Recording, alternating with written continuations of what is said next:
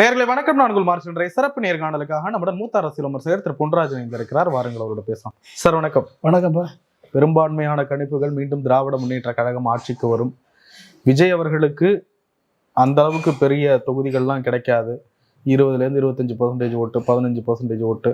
சிலர்லாம் விஜய்க்கு ஒரு தொகுதி கூட கிடைக்காது, அவர் ஒரு தொகுதியில ஜெயிக்கிறதே பெருசு. இந்த மாதிரி நிறைய கணிப்புகள் வந்துட்டு இருந்தது. நீங்கள் உட்பட உங்களுடைய கணிப்புகள் எல்லாம் முன் வச்சிருந்தீங்க. எல்லாமே தவிடுபடியாக இருக்கு. விஜய் அவர்கள் 108 இடங்களில் வென்று தனிப்பெரும் கட்சியாக தன்னுடைய கட்சியை உருவெடுக்க வைத்திருக்கிறார். எப்படி பாக்குறீங்க? முதல்ல 108 இடங்களை வென்று தனிப்பெரும் கட்சியாக உருவாக்கிய தமிழக வெற்றி கழகத்தை உருவாக்கிய விஜய்க்கு வாழ்த்துக்கள். முதல்ல அந்த வெற்றியை சாத்தியப்படுத்திய அமித்ஷாவுக்கும், எலெக்ஷன் கமிஷனுக்கும், இவிஎம்முக்கும் சிறப்பு மிக்க வாழ்த்துக்கள். இல்லை, இன்னும் அதே ஸ்டாண்ட்ல தான். ஆமாம். என்ன நீங்கள் கிளியர் கட்டாக தமிழ்நாட்டில் வீசினால பாண்டிச்சேரியிலே வீசலை. தமிழ்நாட்டில் வந்த கூட்டம் தானே பாண்டிச்சேரியிலே வந்துச்சு. அது வேற சார், அந்த மண் வேற சார். வேற என்னங்க, பக்கத்தில் இருக்க மாநிலம். 1977 எம்ஜிஆர் பாண்டிச்சேரியில் தான் முதல்ல ஜெயிச்சார். பாண்டிச்சேரியிலேயே அதிமுக ஆட்சி அமைச்சது, தமிழகத்திலே ஆட்சி அமைச்சது. அதுக்கு பேர் தான் அலை. புரிஞ்சுக்கிட்டீங்களா? அலை அடித்தா ஒரே மாதிரி தான் அடிக்கும். தமிழ்நாடு பாண்டிச்சேரி சேர்ந்து தான் அடிக்கும் அலை. அதுக்கு பேர் தான் அலைன்னு பேர். இது அலை கிடையாது, இது உருவாக்கப்பட்ட கலை, இவிஎம் கலை. புரிஞ்சுக்கிட்டீங்களா? இவிஎம் மூலமாக உருவாக்கப்பட்ட கலையின் வெளிப்பாடு ரிசல்ட் 108. இல்லை சார், மக்கள் ஓட்டு போட்டிருக்காங்க. திமுக வென்றால் அது மக்கள் ஓட்டு போட்டது, திமுக தோற்றால் அது இவிஎம். இப்படி சொல்றது மக்களை முட்டாளாக்குற மாதிரி இல்லையா? இது உங்களுக்கு, நீங்க உங்களை மாதிரி புரியாம பேசுறவங்களுக்கு அது அப்படி தெரியும். இதை யாருமே ஏத்துக்கல. உங்களை போன்ற ஒரு சிலர் தான் பேசுறாங்க. யாரும் ஏத்துக்க மாட்டேங்க. திமுக காரங்களே ஏத்துக்கல, திமுக காரங்க ஏத்துக்க மாட்டேங்க. அதனாலதான் இப்ப தெருவில் தர்றாங்க. வேற என்ன? அதனாலதான் தெருவில் தர்றாங்க. நான் இப்ப மட்டுமா சொல்லிட்டு இருக்கேன், நேத்தா சொல்லிட்டு இருக்கேன், இல்ல இன்னைக்கு சொல்றேன். நான் 2 வருஷம் 2024 தேர்தலில் இருந்து அதுக்கு முதல்ல இருந்தே சொல்லிட்டு தான் இருக்கேன். 2024 நான் அதை ப்ரூவ் பண்ணியிருக்கேன், ஹேச்சிங் எப்படி பண்ணலான்னு சொல்லி. புரிஞ்சுக்கிட்டீங்களா? விவிபேட்டை 100% எண்ணி அறிவிக்கிறதுல எலெக்ஷன் கமிஷனுக்கு என்ன பிரச்சனை? நீங்கள் இப்போ எண்ணுங்க விவிபேட்டை எண்ணுங்க, திமுக ஜெயிக்கும், தாவைக்கா தோற்கும். விவிபேட்டை எண்ணி இவிஎம் ரிசல்ட்டு, விவிபேட்டை ரிசல்ட்டு ஒன்றா காமிக்க சொல்லுங்கள் எலெக்ஷன் கமிஷனை. பாருங்கள். நீங்கள் உங்களுக்கு புரியாமல் இருந்துக்கிட்டு நீங்கள் மக்கள் ஓட்டு போட்டாங்கன்னா அதை ஏற்றுக்கிறதுக்கு மக்கள் தீர்ப்பு, மகேசன் தீர்ப்பு ஏற்றுக்கலாம். ஓகே, அது மக்கள் தீர்ப்பாக இருந்தால் ஓகே. இது இடைப்பட்ட தீர்ப்பை போய், உருவாக்கப்பட்ட தீர்ப்பை போய் நீங்கள் மக்கள் தீர்ப்புனா எப்படி ஏற்றுக்கிறது? ப்ரூஃப் பார்த்தோங்களா சார்? என்ன ப்ரூஃப் பார்க்குறீங்க? என்ன ப்ரூஃபு? நீங்கள் வேற ஒன்றும் இல்லை. துக்ளக் இதயா கடந்த 6 மாதமாக அவர் அனலைஸ் பண்ணிட்டு வர்றாரு, சர்வே பண்ணிட்டு வர்றாரு. ஒவ்வொரு கட்டங்களாக தொகுதியாக சர்வே பண்ணிட்டு வர்றாரு. சர்வே பண்ண அத்தனையிலுமே என்னது, 20% 23% கண்டிப்பாக கிடைக்கும்.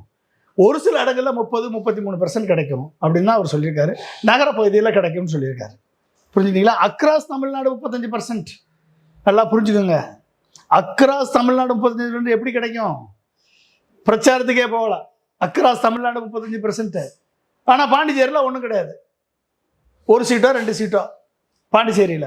அக்ராஸ் தமிழ்நாடு 35% வாங்கினவங்களால பாண்டிச்சேரியிலேயே வாங்க முடியல? சொல்லுங்கள். ஏன்? அது பிஜேபி ஆட்சி. இங்கே பிஜேபி 2 கழகங்களையும் தோற்கடிக்கணும். ஒரே கல்லில் 2 மாங்காய் சொல்லி முடிஞ்சா? ஒரே கல், விஜய் என்ற ஒரு கல்லில் 2 மாங்காய் சொல்லி முடிச்சிட்டாங்க. அதை முடித்தவர் அமித்ஷா வெற்றிகரமாக. அதுக்கு உதவுனது எலெக்ஷன் கமிஷன், உறுதுணையாக இருந்தது இவிஎம் ஹேச்சிங். அவ்வளோதான். இதில் என்ன நீங்கள் உங்களுக்கு புரியலைன்னா அதுக்கு நான் ஒன்றும் பண்ண முடியாது.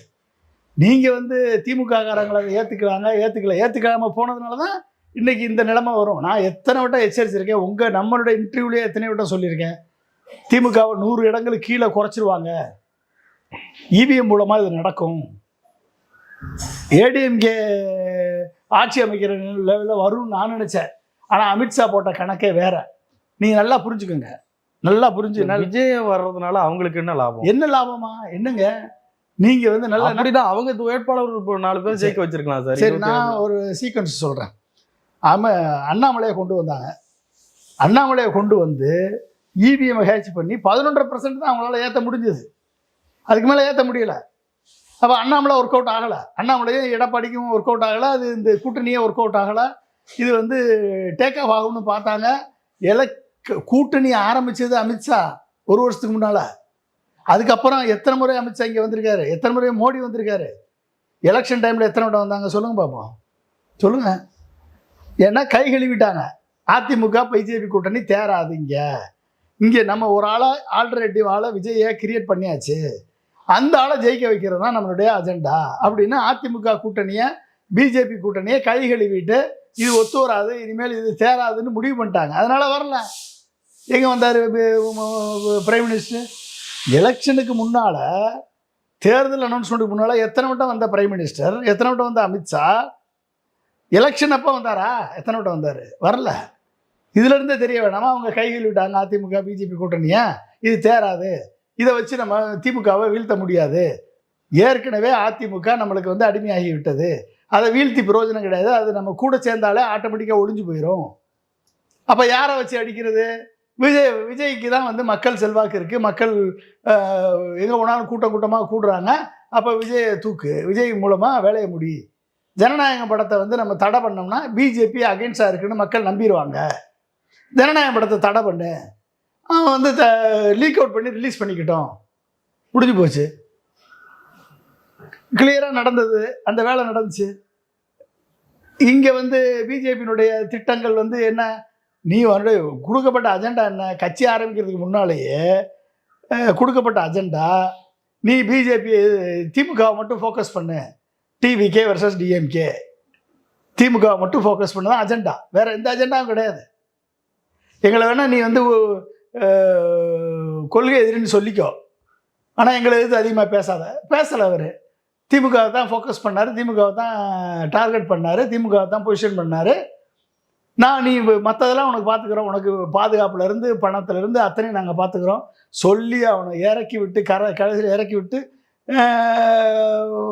அவரை ஜெயிக்க வச்சுருக்காங்க. அவ்வளோதான், விஜய் ஜெயிச்சிருக்காரு. இல்லை, நீங்கள் சொல்கிறதெல்லாம் வெளிப்படையான பார்வைக்கு உண்டான ஆதாரம் இல்லாது. நீங்கள் சொல்கிறதெல்லாம் ஆதாரத்தோடு இருக்கா? நான் சொல்கிறேன் ஆதாரம். என்ன ஆதாரம்? விஜய் கூடின கூட்டத்தை நாங்கள் பார்த்தோம், கண்ணார பார்த்தோம். கூடின கூட்டம் சிரஞ்சீவிக்கு தான் கூடுச்சு. ஓட்டு போட்டிருக்காங்க சார், ஏங்க ஓட்டை கன்வெர்ட் ஆயிருக்கு. அதைத்தான் நான் கேட்குறேன். அப்படி ஓட்டு போட்டிருந்தா அக்ராஸ் த ஸ்டேட் 20% ஓட்டு வந்திருக்கலாம், 20% ஓட்டு வந்திருக்கலாம். 33%, 35% ஓட்டு எப்படி வரும் அக்ராஸ் த ஸ்டேட்டு? சரி, அவ்வளவு ஜெயிச்சவங்க 108 ஏன் நிறுத்தினீங்க? அலை அடிச்சிச்சுல, 118 ஏன் வர முடியல? எம்ஜிஆர் வந்து 33%, இவரை விட 1% கம்மியாக தான் வாங்கினார். எம்ஜிஆர் 130 சீட்டு ஜெயிச்சாரு. எம்ஜிஆர் 130 சீட்டு ஜெயிச்சாரு, பாண்டிச்சேரிலையும் ஜெயிச்சாரு, தமிழ்நாட்டிலையும் ஜெயிச்சாரு. அதுக்கு பேர் அலை, எம்ஜிஆர் அலை. இதுக்கு பேர் அலை கிடையாது, இதுக்கு பேர் விலை, இவிஎம் கொடுத்த விலை. புரிஞ்சுக்கிட்டீங்களா? அலைன்னா எப்படி இருக்கணும்? அக்ராஸ் தமிழ்நாடு பாண்டிச்சேரி அடிச்சிருக்கணும் அலை. ஏன் அடிக்கல? இந்த கேள்விக்கு என்ன பதில்? நீங்க அப்படி சரி அப்படி அடிச்ச அலை வந்து ஏன் 118 கொடுக்கல? ஏன்னா கொடுக்க கூடாது, 108ஓட நிறுத்தணும். அந்த ஆட்சி வந்து பிஜேபியினுடைய பொம்மை ஆட்சியாக இருக்கணும். இதுதான் அமித்ஷாவுடைய பிளான். சப்போர்ட் பண்றது கூட பிஜேபிக்கு ஒண்ணும் இல்லைங்க சார். ஏங்க நீங்க இப்ப திருமாவளவன் சப்போர்ட் பண்ணணும், காங்கிரஸ் சப்போர்ட் பண்ணணும், அல்லது மற்ற சிறு திருமாவளவன் எதுக்கு சப்போர்ட் பண்ணணும்? காங்கிரஸ் பெரும்பான்மை அப்படி பண்ணாதான் ஆட்சி நிக்கும். எப்படி நிக்கணும்? எதுக்கு நிக்கணும்? திமுக கூட கூட்டணி இருந்த திருமாவளவன் சப்போர்ட் பண்றான்னு வச்சுக்கோங்க, கம்யூனிஸ்ட் சப்போர்ட் பண்றான்னு வச்சுக்கோங்க, காங்கிரஸ் சப்போர்ட் பண்ணுன்னு வச்சுக்கோங்க. இந்த 3 பேரும் சப்போர்ட் பண்றாங்க. இந்த 3 பேரும் சப்போர்ட் பண்ணா ஒரு கட்டத்தில் வித்ரா பண்ணிதானே ஆகணும். ஏன்னா எதையுமே செயல்படுத்த முடியாத நிலை வரும். ஏன்னா இவர் சொன்ன இந்த திட்டத்தை செயல்படுத்த முடியாது, கஜானால பணம் இருக்காது. ஏன்னா இவர் 20 லட்சம் கோடிக்கு பிளான் போட்டிருக்காரு, இதை செயல்படுத்த முடியாது. செயல்படுத்த முடியாதப்ப விசிகாவும் சப்போர்ட் பண்ண விசிகாவும் காங்கிரஸும் கம்யூனிஸ்டும் சப்போர்ட் பண்ணி திமுக கூட்டணியை உடைச்சிட்டு போய் சப்போர்ட் பண்ணாங்கன்னா அந்த கூட்டணியை கவிழ்க்க வேண்டிய சூழல் வந்துச்சுன்னா ஒட்டுமொத்த கெட்ட பேர் இவங்க 3 பேருக்கு வரும். 3 பேரும் துடை தெரியப்படுவார்கள் அடுத்த எலெக்ஷன்ல. முதல்ல புரிஞ்சுக்கோங்க. அதை இப்ப மட்டும் என்ன இருக்கு, இந்த இது கூட வராதுங்க, போயிடும், மொத்தமா போயிடும். நீங்க யாரு கிரியேட் பண்ண, பிஜேபி கிரியேட் பண்ண ஒரு கட்சிக்கு நீங்க போய் சப்போர்ட் பண்ணுவீங்களா? காங்கிரஸ் சப்போர்ட் பண்ணுமா? பிஜேபி கிரியேட் பண்ண கட்சிக்கு விசிகா ராகுல் காந்தி போன் பண்ணி பேசிட்டாரு. ஏங்க ராகுல் காந்தி பேசுவாருங்க, அதனாலதான் பிரைம் மினிஸ்டர் ஆக முடியல. ராகுல் காந்தி பேசுறதுனாலதான் பிரைம் மினிஸ்டர் ஆக முடியல. உனக்கு யார் நண்பன்னு தெரியல, யார் விரோதின்னு தெரியல, யார் துரோகின்னு தெரியல. அதனால தான் நீ பிரைம் மினிஸ்டர் ஆக முடியல. எப்படி ஆவ நீ சொல்லுங்க? எப்படி ஆவார் ராகுல் காந்தி? அப்போ இது கூட தெரியாமல் இருந்து நீ சப்போர்ட் பண்ணால் பண்ணுங்க. கடைசியில் நீ வித்ரா பண்ணும்போது என்னாகும்? உன் பேர் தான் கெட்ட பேராகும். விஜய் வந்து நல்ல பேர் எடுத்துகிட்டு போயிடுவார். நீ வித்ரா பண்ணி விஜய் ஆட்சி கவிழ்ந்தா விஜய் நல்ல பேர் எடுத்துகிட்டு போயிடுவார், அடுத்த எலெக்ஷனில் ஜெயிச்சுட்டு போயிடுவார்.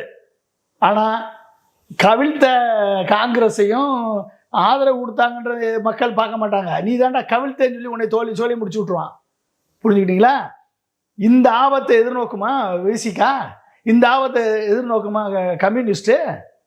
ஒரு பிஜேபியால் உருவாக்கப்பட்ட ஒரு கட்சியை, பிஜேபியால் வெற்றியை சாத்தியப்படுத்திய ஒரு கட்சியை ஆதரிப்பதற்கு காங்கிரஸும் விசிகாவும் கம்யூனிஸ்டும் ஐஎம்எல் எப்படி போகும்? எப்படி போகும்? அவங்க யாரால் உருவாக்கப்பட்டாங்களோ அவங்க சப்போர்ட் பண்ணட்டும், ஏடிஎம்கே சப்போர்ட் பண்ணட்டும், பிஜேபி சப்போர்ட் பண்ணட்டும். அவங்க சப்போர்ட் பண்ணும்போது நீங்கள் எதுக்கு முந்துறீங்க? நீங்கள் எப்படி முந்துவீங்க சொல்லுங்க? விஜய் என்ன பேசுகிறாரோ, அவருடைய வார்த்தைகள் எப்படி வருகிறதோ, அவருடைய செயல் திட்டம் எப்படி இருக்குதோ அதை பொறுத்து தான் அவருடைய சித்தாந்தத்தை முடிவு பண்ண முடியும். கடைசி வரைக்கும் அவர் பாஜகவுக்கு இணங்கவே இல்லை, கூட்டணிக்கு போகவே இல்லை. ஜனநாயகம் முடக்கினது யாருன்னு உங்களுக்கும் தெரியும், உங்களுக்கே தெரியும். அதுதாங்க டிராமாவே, அதாங்க செட்டிங்க. ஜனநாயகம் முடக்காம எப்படிங்க பிஜேபிக்கு அகேன்ஸ்ட் பொசிஷன் பண்ண முடியும்? பிஜேபியால தமிழ்நாட்டில் வர முடியாதுங்க, என்ட்ரி ஆக முடியாது. பிஜேபி எந்த ஃபார்மில் வந்தாலும் பிஜேபியை தமிழ்நாட்டு மக்கள் ஏற்றுக்கொள்ள மாட்டாங்க. அது ப்ரூவ் ஆகி போச்சு. அப்போ நீங்கள் யாரை வச்சு உருவாக்கணும்? பிஜேபி இல்லைன்ற ஒரு பிம்பத்தை ஒரு நடிகருக்கு உருவாக்கி அந்த நடிகர் கட்சியை நீங்கள் வந்து வச்சு நீங்கள் திராவிட கட்சிகளை ஒழிக்கணும். இதுதான் அவங்களுடைய பிஜேபியுடைய திட்டம். அந்த நடிகர் கட்சியை வச்சாங்க. மக்கள் இளைஞர்கள் ஆதரவு இருக்குது, மக்கள் ஆதரவு இருக்குது. அந்த ஆதரவு 20% ஆதரவு கண்டிப்பாக விஜய்க்கு இருந்திருக்கலாம். அக்ராஸ் த ஸ்டேட் 20% ஆதரவு கூட இருந்திருக்கலாம். எஸ்ஜே சூர்யாவுடைய உதயாவனுடைய சர்வே, வலதுசாரிகளுடைய சர்வே, துக்ளக்கு உதயாவனுடைய சர்வே, இந்த மாதிரி இத்தனை பேருடைய சர்வே படி பார்த்தீங்கன்னா 20% கண்டிப்பாக இருந்திருக்கும். ஆனால் அது 35 ஆக்குனது யாரு? அமித்ஷா, இவிஎம். இதுதான் முதல்ல புரிஞ்சுக்கணும். நீங்கள் இங்கே நடந்தது ஏன் பாண்டிச்சேரியில் நடக்கல? ஏன்னா பாண்டிச்சேரியில் என்டிஏ ஆச்சு, அங்கே மாற்றணும்னு அவசியம் கிடையாது. இப்படி கேட்கலாம், இங்கே நடந்தது அங்கே நடந்தது ஏன் கேரளாவில் நடக்கும்? கேரளாவில் எப்படி நடக்கும்? கேரளாவில் யார் இருக்கா நடத்துறதுக்கு? கேரளாவில் என்ன கட்சி இருக்கு நடத்துறதுக்கு? பிஜேபி அங்கே ஸ்ட்ராங்காக இருக்கா நடத்துறதுக்கு? இங்கே மட்டும் ஸ்ட்ராங்காக இருக்கா? இங்கே ஸ்ட்ராங்காக இல்லை. அதனால தான் விஜய் உருவாக்கியிருக்காங்க. அங்கேயும் ஸ்ட்ராங்காக இல்லைல்ல? அங்கே ஸ்ட்ராங்காக இல்லை. இங்கே ஆனால் இங்கே இருந்தது 18%. என்டிஏ கூட்டணி 18% இருந்துச்சு. இதுக்கு மேலே அது டேக் ஆஃப் ஆகலை. அண்ணாமலையை வச்சே டேக் ஆஃப் ஆகலை, எடப்பாடியை வச்சு அது டேக் ஆஃப் ஆகாது, முடிவு வந்துட்டாங்க. அதனால தான் நீங்கள் எலெக்ஷன் டைமில் நரேந்திர மோடி வரல, அமித்ஷா வரல, அப்படியே கை கழுவி விட்டுட்டாங்க அந்த கூட்டணியை. ஃபோக்கஸ் என்னது? ஒட்டுமொத்த ஃபோக்கஸையும் மம்தா பானர்ஜிக்கு திருப்பினாங்க. மோடி அமித்ஷா அங்கே போய் உட்கார்ந்தாங்க, 200 சீட்டு ஜெயிச்சாங்க. இப்போ புரிஞ்சுக்கிட்டீங்களா? அமித்ஷா 3 முதலமைச்சரை தோக்கடிச்சிருக்காங்க. பிஜேபி முதலமைச்சர் மம்தா பானர்ஜி தோக்கடிச்சிருக்காங்க, ஸ்டாலினை தோக்கடிச்சிருக்காங்க, பினராயி விஜயனை தோக்கடிச்சிருக்காங்க. 3 முதலமைச்சரை காலி பண்ணியிருக்கு பிஜேபி. பிஜேபியுடைய கிராண்ட் பிளான் இது. அந்த பிளான்ல விஜய் ஒரு பப்பட்டு, அவ்வளோதான், வேற ஒன்றும் கிடையாது. நீங்கள் ஏங்க உங்களுக்கு புரியலைன்னா அதுக்கு நாங்கள் என்ன பண்ண முடியும்? நீங்கள் அது புரியாமல் இருக்கவங்களை போய் நாங்கள் மாற்ற முடியுமா? சொல்லுங்க பார்ப்போம். நான் இன்னைக்கு நேற்று சொல்லலை, அது இதை தெளிவாக நான் சொல்லிட்டு தான் இருக்கேன். இதை புரியாமல் திமுக அதை லேசாக எடுத்தது, இன்னைக்கு அதனுடைய பலனை அனுபவிக்கிறாங்க அவங்க. நீங்கள் வேற ஒன்றும் இல்லை, நான் கேட்குறேன். ஒரு முதலமைச்சர் குளத்தூர் தொகுதியை தன் சொந்த பிள்ளை மாதிரி பார்த்துக்கிட்டாரு. அந்த அளவுக்கு குளத்தூர் தொகுதி மக்களுக்கு மாசத்துல 2 முறை விசிட் பண்ணி குளத்தூர் தொகுதியில் அத்தனை இன்ஃப்ராஸ்ட்ரக்சரை கிரியேட் பண்ணி, அத்தனை ஃபெசிலிட்டியை கிரியேட் பண்ணி, குளத்தூர் மக்களுக்கு அவ்வளவு சேவைகளை, அவ்வளவு நன்மைகளை, அவ்வளவு திட்டங்களை கொடுத்துருக்காரு முக ஸ்டாலின். எல்லா சுற்றுலையும் முக ஸ்டாலின் தோப்பாராங்க. இது ஒன்னே ஒரு எக்ஸாம்பிள் போதாதான் உங்களுக்கு இவிஎம் பிளே பண்ணியிருக்குன்னு? சொல்லுங்க பாப்பா. நீங்க எடுத்துக்கங்க, எங்கெல்லாம் தாவேக்கா ஜெயிச்சிருக்கோ அந்த தொகுதிகள் அத்தனையே எடுத்துக்கோங்க, 35%க்கு மேலே இருக்கு. புரிஞ்சுக்கிட்டீங்களா? எங்கெல்லாம் தோத்துருக்கோ அங்கெல்லாம் 20% இருக்கும். ஓகே, 20%, 35%. இதில் 35%க்கு மேலே எடுக்கக்கூடிய வல்லமை பெற்ற திமுகவை சேர்ந்த அமைச்சர்கள், அதிமுகவை சேர்ந்த அமைச்சர்கள் மட்டும்தான் ஜெயிச்சிருக்காங்க. சொந்த செல்வாக்கில் 40% மேலே எடுக்கக்கூடிய வல்லமை பெற்றவர்கள் ஜெயிச்சிருக்காங்க. இதில் மு.க. ஸ்டாலின் அவர்கள் அந்த தானே ஜெயிச்சிருக்க வேண்டியவர். ஆனால் தொடர்ந்து அனைத்து சுற்றுகளிலும் அவரை வந்து காலி பண்ணணும்னா இவிஎம்ஐ தவிர வேற எதுலையுமே காலி பண்ண முடியாது. எப்படி பண்ண முடியும்? மு.க. ஸ்டாலின் தோற்பதை எப்படிங்க நீங்க எப்படி எடுத்துக்குவீங்க நீங்க சொல்லுங்க? இப்ப குளத்தூர் மக்கள்லாம் வந்து அவ்வளவு நம்பிக்கை துறைகளா? குளத்தூர் மக்கள்லாம் ஓட்டே போடலையா? இல்ல நீங்க பல தடவை இதை சொல்லி இருக்கீங்க. ஓட்டே போடலையா குளத்தூர் மக்கள்? நீங்க சொல்லிருக்கீங்க. ஒரு புரிதலுக்காக மறுபடியும் கேட்கிறேன். ஒரு இவிஎம் மிஷினு போய் ஓட்டு போடுறோம், போட்ட உடனே ஒரு சீட்டு பிரிண்ட் ஆகி வருது, அது அந்த டப்பாக்குள்ள விழுது. அதுக்கு பிறகு இவிஎம் மிஷின் எலெக்ஷன் முடிஞ்சு அந்த பேட்டரி எல்லாம் கழட்டி அதை செயலிழக்க செய்து போயிட்டு ஒரு ரூம்குள்ள ஒரு கேமரா முன்னாடி வைக்கிறாங்க. அது அத்தனை நாள் பார்த்துக்கிட்டே இருக்காங்க அங்க இருக்கிற நிர்வாகிகள்.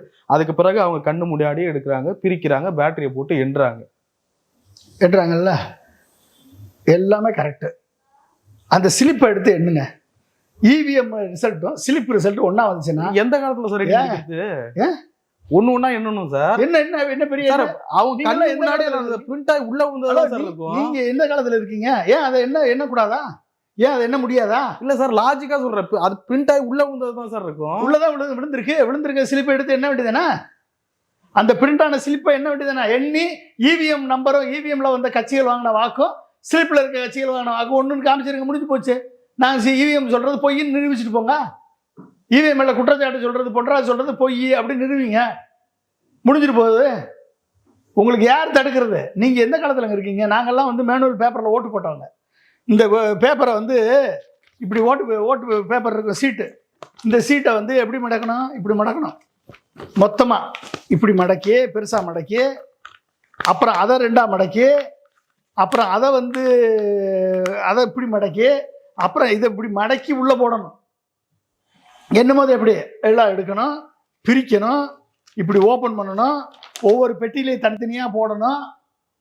அப்புறம் அந்த பெட்டியில் போட்டதை எடுத்து எண்ணணும், எண்ணி ரிசல்ட் அனௌன்ஸ் பண்ணணும். இதுக்கு தான் லேட் ஆகும். இதுதான் எலெக்ஷன் கமிஷன் வந்து இது லேட் ஆகும்னு சொல்லுது. அதை நம்புது சுப்ரீம் கோர்ட்டு. ஏங்க எலெக்ஷன் கமிஷன் சொல்கிற பொய்யை நம்புது. அதுக்கு ஒரே சின்ன பேப்பர், நீ போடுற ஓட்டு ஸ்லிப் என்னது, ஒரே சின்ன பேப்பர் தான் வரும். ஒரே பேப்பர், ஒரு பேப்பர் உள்ள போகுது, ஒரு பேப்பர் எடுக்க போறீங்க, வைக்க போறீங்க. இது என்றது லேட் ஆகுமா? யாரை ஏமாத்துது? எலெக்ஷன் கமிஷன் சுப்ரீம் கோர்ட்டை ஏமாத்துது. சுப்ரீம் கோர்ட் கேள்வியே கேட்க மாட்டேது. ஏன் கேட்க மாட்டேது? அங்கதான் சூட்சுமம், அங்கதான் இவிஎம் ஹேச்சிங் நடக்குது.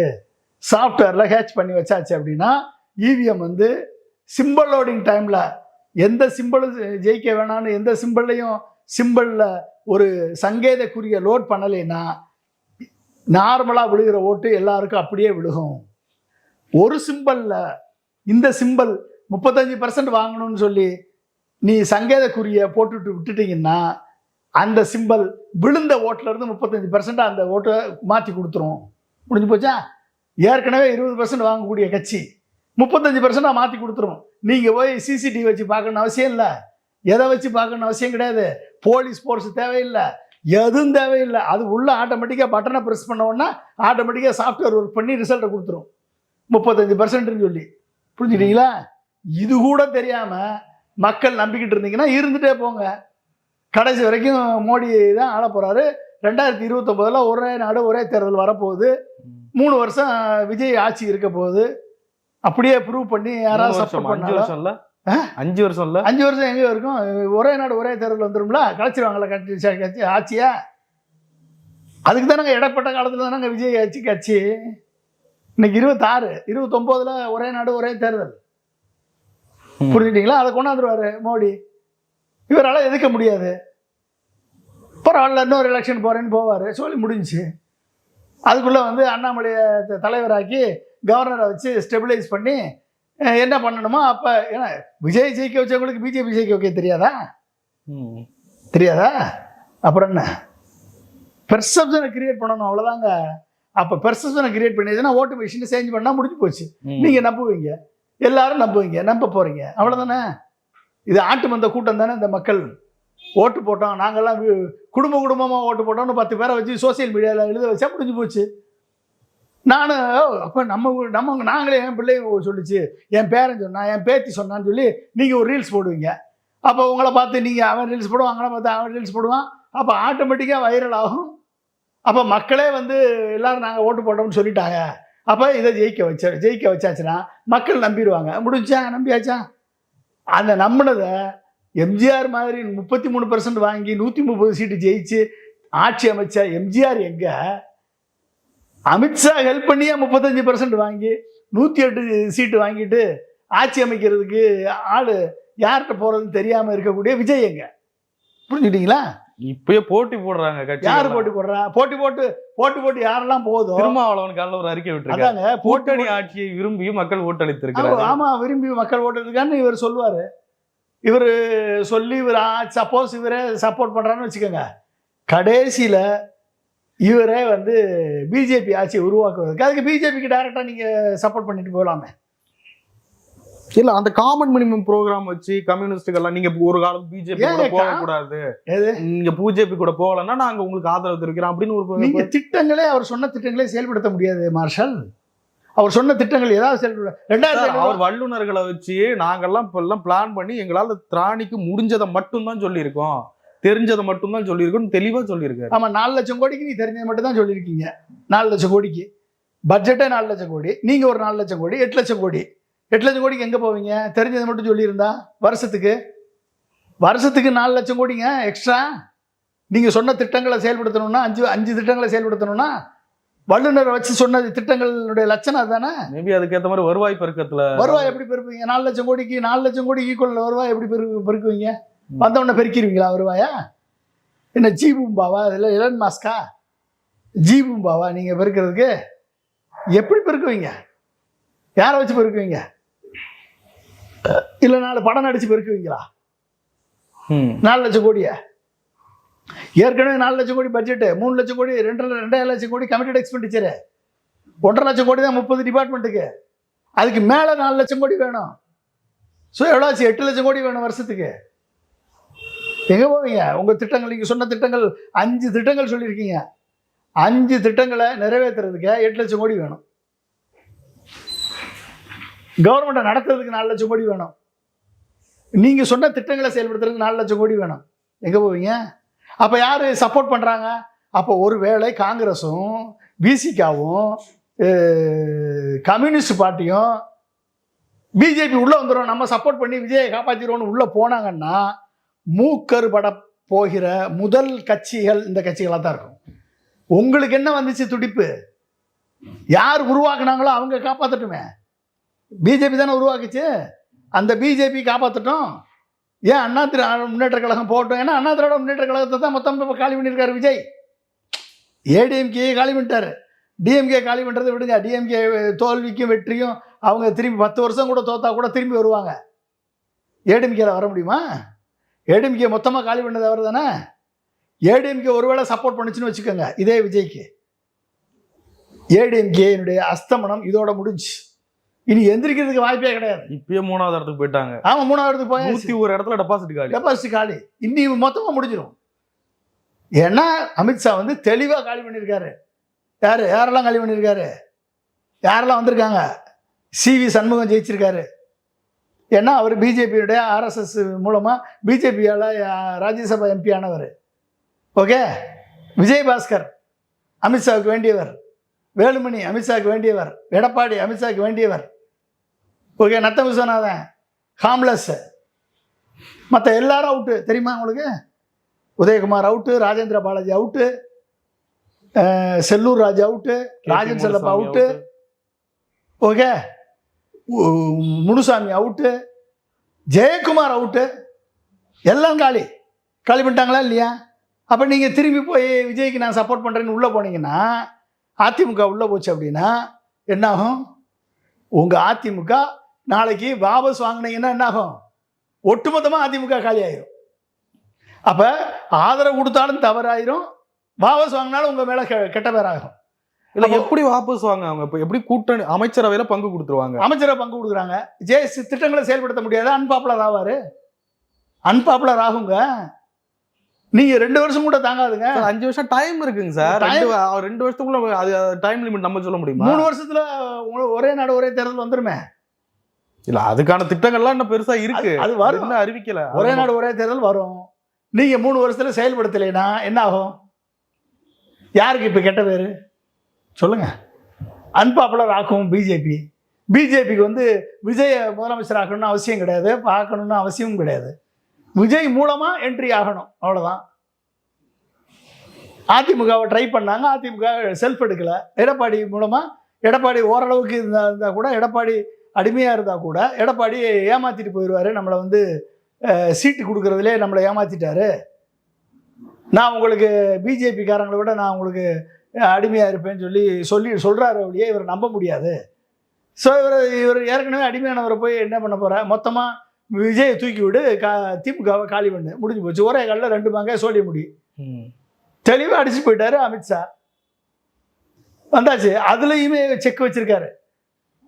செக் எப்படி வச்சது? நீ 110க்குள்ளே தான் ஜெயிக்கணும், அதுக்கு மேலே நீ ஜெயிக்கக்கூடாது. ஆதரவு இருந்தால் நாங்களாக பார்த்து ஆதரவு கொடுத்தா தான் நீ ஆட்சி அமைக்க முடியும். அப்படி இல்லை அப்படின்னா 6 மாதத்துக்கு கவர்னர் ஆட்சி. இந்த கவர்னர் ஆட்சியில் பிஜேபியை ஸ்ட்ரென்தன் பண்ணு. அப்போ அதுக்குள்ளே என்னென்ன நடவடிக்கை எடுக்கணுமோ அத்தனை நடவடிக்கை எடுத்து பிஜேபியை ஸ்ட்ரென்தன் பண்ணி இதை கூட்டணியை மாற்றி அடுத்து பிஜேபி உள்ளே வர்றதுக்கான வழியை கொண்டு வா. அதுக்கு என்னென்ன செய்யணுமோ அத்தனையும் செய்யு. இதுதான் வந்து பிஜேபியுடைய திட்டம். இந்த திட்டத்துக்கு இதை கூட தெரியாமல் திருமாவளவன் ஒரு முடிவெடுத்து, இல்லை காங்கிரஸ் ஒரு முடிவெடுத்து, இல்லை வந்து கம்யூனிஸ்ட் பார்ட்டிகள் வந்து எங்களை வந்து பார்த்துட்டாரு, எங்களை வந்து ஆஃபீஸில் சந்திச்சிட்டாரு, எங்களை வந்து ஆதரவு கேட்டிருக்காரு, இவருக்கு நாங்கள் ஆதரவு கொடுக்கலைன்னா பிஜேபி உள்ளே வந்துடும் அப்படின்ற மறைமுகமாக சுற்றி உள்ளே போனீங்கன்னா முதலில் மூக்கறுபட போவது இந்த யாரெல்லாம் ஆதரவு கொடுக்குறாங்களோ அவங்க தான். புரிஞ்சுக்கிட்டீங்களா? இவங்க தான் நீங்கள் மூக்கறுபடிங்க. நீங்கள் ஆதரவு வாங்கணும்னா அதிமுகவுடைய ஆதரவை அமித்ஷாட்ட சொன்னால் வாங்கி கொடுத்துட்டு போகிறாரு. அதிமுக ஆதரவு கொடுத்துட்டு போகுது. நாளைக்கு வாபஸ் வாங்கணும்னா அமித்ஷா வந்து அமித்ஷாவுக்கு தெரியும் எப்போ ஆதரவு கொடுக்கணும், எப்போ வாபஸ் வாங்கணும்னு. புரிஞ்சுக்கிட்டீங்களா? எப்போ எது வரைக்கும் விஜய் ஆட்சியில் வச்சுருக்கணும், எப்போ ஆட்சியிலேருந்து தூக்கணும்னா அவருக்கு தெரியும். எப்போ அன்பாப்புலர் ஆக்கணும்னு அவருக்கு தெரியும். சிண்டே ஆக்கினவர், நவீன் பட்நாயக் ஆக்கினவர், நிதிஷ்குமார் ஆக்கினவர், கண்டிப்பாக விஜயும் ஆக்குவார். ஓகே. ஸோ இதில் நீங்கள் இதுக்கு இடையில போயிட்டு நாங்கள் வந்து ஆதரவு கொடுக்குறோம் அப்படின்னு சொல்லி இவங்கெல்லாம் போனாங்க அப்படின்னா, திமுக கூட்டணியை உடைச்சிட்டு போனாங்க அப்படின்னா, இது வந்து இவர்களுக்கே வந்து ஒரு வினையாக போய் முடியும் என்பது நீங்கள் வந்து இவர்கள் புரிந்து கொள்ள வேண்டும். காங்கிரஸ் போனாலும் சரி, காங்கிரஸ் போய் ஆதரவு கொடுக்குது அப்படின்னா காங்கிரஸ் வந்து பிஜேபி ஆதரிக்கிறது என்ற அர்த்தம். ராகுல் காந்தி அமித்ஷாவை டைரக்டாக ஆதரிக்கிறார் என்ற அர்த்தம். புரிஞ்சுக்கிட்டீங்களா? விசிகாவும் கம்யூனிஸ்ட் பார்ட்டிகளும் ஆதரவு கொடுக்கிறது என்று சொன்னால் இது வந்து பிஜேபிக்கு ஆதரவு கொடுக்கிறார்கள் என்ற அர்த்தம். கொடுக்கட்டுமே, அவங்க கொடுக்கட்டுமே, ஏடிஎம்கே கொடுக்கட்டும். ஏடிஎம்கே கொடுத்து ஏடிஎம்கே ஒன்றும் இல்லாமல் போனால் நம்மளுக்கு என்ன? பிஜேபி ஒரு ஆள் வச்சுருக்காரு, பாட்டாளி மக்கள் கட்சி ஒன்று இருக்குது, அவங்க கொடுக்கட்டும், ஆட்சியில் பங்கெடுக்கட்டும், 2 பேரும் சேர்ந்து 4 லட்சம் கோடியை திரட்டட்டும், டபுள் இன்ஜின் சர்க்கார் நடத்தட்டும். இல்ல வெளியில இருந்து ஆதரிக்கிறான்ல, நேரடியாக வெளியில ஓட்டு போடுறப்ப வெளில போயிடலாம். சரி, வெளியில இருந்து அது இல்லைங்க, நீங்க அறுதி பெரும்பான்மை நிரூபிக்கணும்ல. இல்ல வெளிநடப்பு செஞ்சுட்டா அதுக்கேற்ற மாதிரி அது எப்படி வெளிநடப்பு செய்வீங்க? அறுதி பெரும்பான்மை ஃப்ளோர்ல நிரூபிக்காம எப்படி நீங்க என்ன பில்லு பாஸ் பண்றதா? பில்லு பாஸ் பண்றதா? வெளிநடப்பு செஞ்சுட்டா, வெளிநடப்பு செஞ்சா அறுதி பெரும்பான்மை இல்லாம ஒரு ஆட்சி எப்படி நடக்கும்? முதல்ல ஃபர்ஸ்ட் அறுதி பெரும்பான்மை வேணுங்க. இல்ல சார், தனிப்பெரும் கட்சின்ற அடிப்படையில ஆட்சி அமைக்க கூப்பிடுவாரு கவர்னர். ஆமா, கூப்பிடுவாங்க. அங்க அப்புறம் போயிட்டு டெம்பரவரியா ஒரு சபாநாயகரை போடுவாங்க, அவர் பதவி பிரமாணம் செய்து வைப்பாரு. அதுக்கப்புறம் முதலமைச்சர் கோருவாரு இந்த மாதிரி பெரும்பான்மைக்கு. அப்ப சில கட்சிகள் எதிர்த்து வாக்களிக்காம வெளிநடப்பு செஞ்சுட்டா இருக்கிறத வச்சு போட்டுடலாம்ல. எதை எப்படி இருக்கிறத வச்சு போடுவீங்க? பெரும்பான்மை இல்லாம மைனாரிட்டி ஆட்சி எப்படி நடத்துவீங்க? கலைஞர் 18க்கு இல்லாம எப்படிங்க நடத்துவீங்க? கலைஞர் நடத்தலையா? நான் கலைஞர் சப்போர்ட்ல நடத்துனாரு. நீங்க இப்ப ஆட்சி அமைக்கிறதுக்கு 118 வேணுங்க. இப்ப நீங்க வராதுன்றீங்க. அப்ப எப்படி வரும்? ஆட்சி அமைக்கிறதுக்கு 118 வேணும். இது என்ன பில்லு பாஸ் பண்றதா? வெளிநடப்பு செஞ்சுட்டா பில்ல பாஸ் பண்ணிட்டு போயிடலான்னு. ஏங்க பில்லு பாஸ் பண்றதுன்னா ஓகேங்க, மசோதாவை தாக்கல் பண்ணி மசோதாவை ஆதரிக்கணும், மசோதாவை ஜெயிக்கணும்னா 2 கட்சி வெளிநடப்பு பண்ணா பெரும்பான்மை சிம்பிள் மெஜாரிட்டி வச்சு பாஸ் பண்ணிட்டு போயிடலாம். 118 ஃப்ளோர்ல அசம்பிளில ப்ரூவ் பண்ணணும். ப்ரூவ் பண்ணலன்னா ஜோலி முடிஞ்சு. இல்லை நம்புறீங்களா நீங்கள் கிடைக்காதுன்னு? எப்படிங்க நீ கிடைக்காதெல்லாம் நம்பலாம் நான். அது கிடைக்கிறதுக்கான வழியாக அமித்ஷா ஹெல்ப் பண்ணுவார். அமித்ஷா தானே உருவாக்குனார் அந்த ஆட்சியை. அவர் உருவாக்குவார், அவருக்கு அதுக்கான வழியை ஏற்படுத்தி கொடுப்பாரு. உங்களுக்கு என்ன வந்துச்சுன்ற விசிகாவுக்கும் கம்யூனிஸ்ட் பார்ட்டிகளுக்கு என்ன வந்துச்சு? நீங்கள் எதுக்கு முந்திரி கட்ட மாதிரி முந்திரிங்க, நாங்கள் என்ன சேர்ந்து முடிவு எடுப்போன்னு சொல்கிறீங்க? என்ன முடிவு எடுக்க போகிறீங்க சேர்ந்து? திமுக விட்டுட்டு முடிவு எடுக்க போகிறீங்களா? சொல்லுங்கள். திமுக கூட்டணியில் ஜெயிச்சுட்டு எதை வச்சு முடிவு எடுப்பீங்க? சொல்லுங்கள். சரி, எப்படி இருக்கும்னு நினைக்கிறீங்க விஜயனுடைய ஆட்சி காலம்? விஜயினுடைய ஆட்சி காலம் இது நித்தியகண்டம் பூர்ணாயுசு. ஓகே. ரெண்டாவது, வந்த உடனே 2500 ரூபா எல்லாருக்கும் கொடுக்கணும். 2,20,20,00,000 ரேஷன் கார்டு ஹோல்டருக்கு 2500 ரூபா கொடுக்கணும். புரிஞ்சுட்டிங்களா? அதில் 60 வயதுக்கு மேற்பட்ட பெண்கள், அதுக்கு உள்பட்ட பெண்கள், கவர்மெண்ட் ஆஃபீஸில் ஒர்க் பண்ணக்கூடிய ஒரு 4 லட்சம் பேரை தவிர்த்து 2 கோடி பேருக்கு 2500 ரூபா கொடுக்கணும். இது மிகப்பெரிய ஒரு பேர்டன். Okay, first. ரெண்டாவது, 1 பவுன் தங்கம் 8 லட்சம் பேருக்கு கொடுக்கணும். 1 பவுன் தங்கம். ஓகே. 6 சிலிண்டர், கேஸ் சிலிண்டர் ஏற்கனவே தட்டுப்பாட்டில் இருக்குது. கேஸ் சிலிண்டர் 15,000 ரூபா கல்வி இடைநிற்றல் தொகை எல்லா குடும்பத்துக்கும் கொடுக்கணும். ஓகே. ஸோ அப்புறம் பஸ்ஸு ஃப்ரீ, 200 ரூபா எலக்ட்ரிசிட்டி ஃப்ரீ. ஒட்டு மொத்தமாக தமிழ்நாடு திவாலாகும், வேற ஒன்றும் பண்ணாது. நல்லா ஆட்சி நடத்தலாம். அதுக்கு மோடியும் அமித்ஷாவும் ஒரு 5 லட்சம் கோடி அதிகாரிகள்லாம் இருக்காங்க. எப்படி அதிகாரிகள்லாம் இருக்க தான் செய்வாங்க. நீ வரல திட்டத்தை 4 லட்சம் கோடிக்கு போட்டால் அதிகாரிகள் என்ன போய் பனைமரத்துலேருந்து மாங்காய் பறித்து கொண்டாந்து கொடுப்பானா? அதிகாரிகள் எங்கேருந்து வரும்? வரும் பணம்? எங்கேருந்து வரும்? காக்கிதா மேலேருந்து தொங்குதா 4 லட்சம் கோடி? சொல்லுங்க. நீங்கள் 4 லட்சம் கோடி திட்டம் போடுவீங்க வருஷத்துக்கு. ஏற்கனவே இருக்குதே 1 லட்சம் கோடி டெபிசிட்டில் ஓடிட்டு இருக்கு வண்டி. 4 லட்சம் கோடி சேர்த்தா 5 லட்சம் கோடி கடன் வாங்கணும். எடுத்த உடனே 5 லட்சம் கோடி கடன் வாங்குறதுக்கு எஃப்ஆர்பி ஆக்ட் பெர்மிட் பண்ணாது. மோடிக்கு அலோவ் பண்ணிடுவாரா? மோடி அலோவ் பண்ணாலே ஆர்பிஐ அலோவ் பண்ணுமா? சொல்லுங்க. விஜய் கட்சியினுள் வெற்றி பெற்றிருக்கிற வேட்பாளர்களை எல்லாம் பார்க்கும் பொழுது ரொம்ப இளம் வேட்பாளர்களா இருக்காங்க. அரசியலுக்கே இப்போ ரொம்ப புதுசானவங்களா இருக்காங்க. ரொம்ப பெரிய அனுபவம் இல்லாமலாம் இருக்காங்க. அதெல்லாம் எப்படி போகும்னு நினைக்கிறீங்க? அதெல்லாம் நம்ம பாராட்டலாம். அதெல்லாம் ஒரு செலிபிரிட்டி மூலமாக வரும் பொழுது இது பாசிபிள். சின்ன சின்ன வேட்பாளர்கள், ஒன்றுமே சாதாரண எளிய புண்படத்திலிருந்து வரக்கூடிய வேட்பாளர்கள் இந்த மாதிரி ஒரு பதவிக்கு வர்றதை நம்ம வரவேற்கிறோம், பாராட்டுறோம்.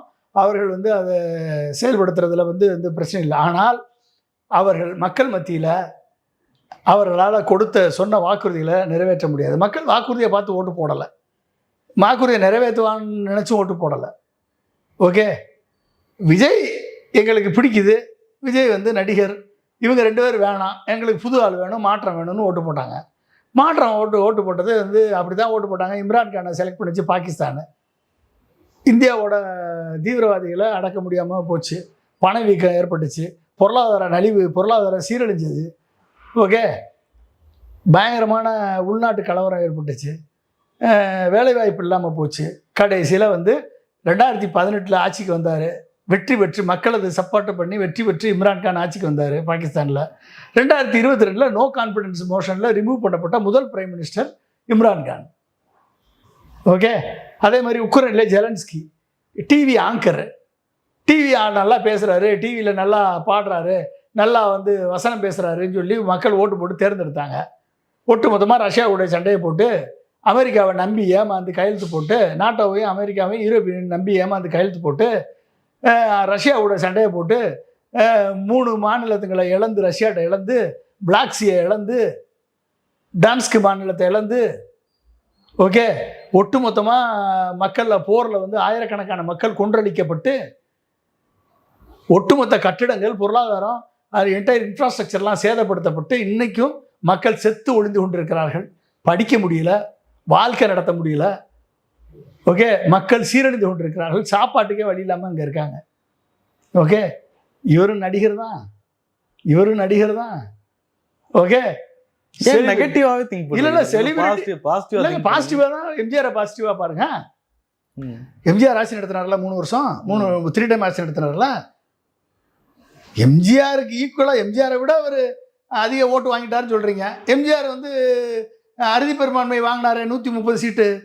உங்களால் வாங்க முடியலையே, 108 தானே நிற்கிறீங்க. அப்போ அலை அடிச்சிருந்தா ஏன் 108 அடிச்சாலா 118 அடிக்கல? ஏன் அடிக்கல? அமித்ஷா மகிமை, இவிஎம் மகிமை அவ்வளோதான் அடிச்சிச்சு. அதுக்கு மேலே அடிக்க விடலை. அமித்ஷாவுக்கு தெரியும் எங்கே உங்களுக்கு லாகனை போடணும், எங்கே வந்து மூக்கணாங்கயிறு இழுக்கணும் அப்படின்னு அமித்ஷாவுக்கு தெரியும். அவர் நிறுத்தி வச்சிருக்காரு. எவ்வளோ நாளைக்கு நீங்கள் மறைப்பீங்க சொல்லுங்க? எவ்வளோ நாளைக்கு மறைப்பீங்க?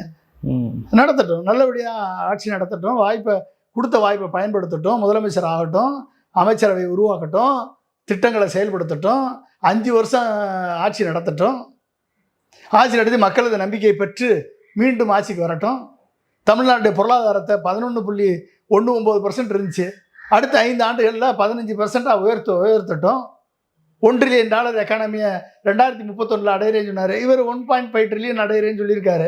1.5 ட்ரில்லியன் கொண்டாடுறதுக்கு என்ன திட்டங்களை கொண்டாடுறான்னு பார்ப்போம். செய்யட்டும், உயர்த்தட்டும், மாநிலத்தை வளர்ப்படுத்தட்டும், நம்ம எல்லாம் சப்போர்ட் பண்ணுவோம். எதிர்க்கிறவர்கள் சப்போர்ட் பண்ணட்டும்ல. எதிர்ப்பவர்களையும் சப்போர்ட் பண்ண வைக்கிறது தானே ஆட்சி, நல்லாச்சு. எதிர்ப்பவர்களையும் சப்போர்ட் பண்ண வைக்கக்கூடிய நிலைமையில் இருக்கிறவன் தான் நல்ல தலைவன். இப்போ நம்மளாம் எதிர்க்கிறோம்னு வச்சுக்கோங்க, குருட்டமாக எதுக்குறோம். நீங்கள் வந்து நடிகர்ன்றதுக்காக எதுக்குறீங்க, நீங்கள் வந்து தரக்குறைவை விமர்சனம் பண்ணுறீங்க அப்படி நீங்கள் சொல்கிறீங்க. தரக்குறைவாக நாங்கள் விமர்சனம் பண்ணலை, இருக்கக்கூடிய கிரவுண்ட் ரியாலிட்டி என்னன்றதை எடுத்து சொல்கிறோம். எடுத்து சொல்கிறதே குற்றம்னா என்ன பண்ணுறது? ஜனநாயகத்தில் பேசித்தானே ஆகணும், நடப்ப சொல்லித்தானே ஆகணும். நீங்கள் தோற்கடிக்கப்பட்ட எல்லாரையும் நீங்கள் பாருங்கள். யாரெல்லாம் தொடர்ந்து எல்லா சுற்றுலையும் வெற்றிருக்கிறார்களோ அவர்கள் எல்லாம் அதெல்லாம் வந்து இவிஎம் மேலே மட்டும்தான் அது நடக்கும், இல்லைன்னா நடக்காது. 35% அக்ராஸ் த ஸ்டேட்டு. என்ன எம்ஜிஆர் மாதிரி இது என்ன ரெவல்யூஷன்? அதுதான் நான் கேட்குறேன். எந்த ரெவல்யூஷன் இங்கே நடந்தது அங்கே நடக்கலை? ஏன் 108 நடந்த ரெவல்யூஷன் 118 நடக்கலை? ஏன் நடக்கலை? இப்போ இது எப்படி நீங்கள் ஏற்றுக்குவீங்க? அதாவது இது வந்து உருவாக்கப்பட்ட வெற்றி. இந்த உருவாக்கப்பட்ட வெற்றிக்கு சொந்தக்காரர் அமித்ஷா, இவிஎம், மோடி.